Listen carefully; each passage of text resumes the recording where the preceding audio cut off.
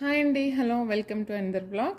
ఇక్కడ చూసారు కదా, సోఫా మీద మా చిన్ని పాప ఇట్లా పెన్ తోటి అంతా గీసేసిందనమాట. తనకి 3 years ఓల్డ్. మేము మా పనిలో మేమున్నాము, తన పనిలో తను ఉండి ఇదంతా కానిచ్చేసింది. సో ఇది క్లీన్ చేయాలి. సో దీనికోసం నేను ఏం తీసుకున్నానంటే నెయిల్ పాలిష్ రిమూవర్ తీసుకున్నాను. మీ దగ్గర ఏది ఉంటే అది యూజ్ చేసుకోండి, ఓకే. అండ్ నెక్స్ట్ కొన్ని టిష్యూస్ తోటి మెల్లిగా అడ్జస్ట్ మెల్లిగా తుడుచుకుంటూ చేయాలన్నమాట. సో ఇప్పుడు అది ట్రై చేద్దాం అసలు ఎలా వస్తుందో ఒకసారి, ఓకే. ఫస్ట్ ఒక ఇట్లా టిష్యూ పేపర్ తీసుకొని కొంచెం దీనిపైన లిక్విడ్ ఇలా వేస్తాను. వేసి ఇలా మెల్లిగా అద్దుకుంటూ ఒకేసారి ఇలా ఇలా రబ్ చేశారంటే మళ్ళీ పక్కన అంటుకుపోయే ప్రమాదం కూడా ఉంది. కాబట్టి ఇట్లా మళ్ళీ ఇక్కడ యూజ్ అయిపోయిన దాన్ని మళ్ళీ వాడకండి, అది మెల్ట్ అయ్యి మళ్ళీ అంటే ఛాన్స్ ఉంది. ఇట్లా టిష్యూ కూడా మార్చుకుంటూ ఇట్లా అన్నమాట మెల్లిగా,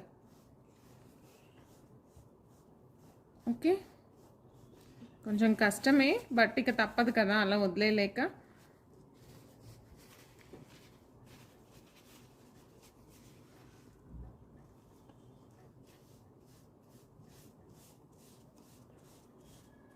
పోతుంది, ఇదైతే ఎక్స్పెరిమెంటల్గా బాగానే పనిచేస్తుంది అనిపిస్తుంది.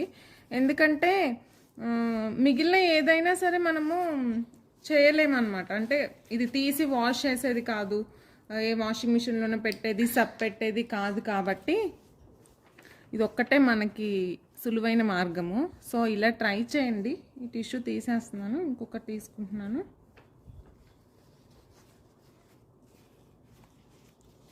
ఓకే, చూస్తున్నారు కదా, చాలా వరకు పోయిందండి.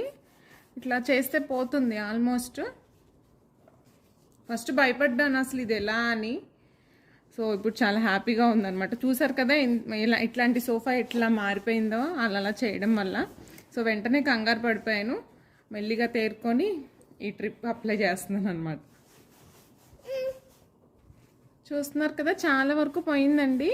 ఇంకొక 2-3 minutes కానీ చేయగలిగితే మొత్తం పోతుంది.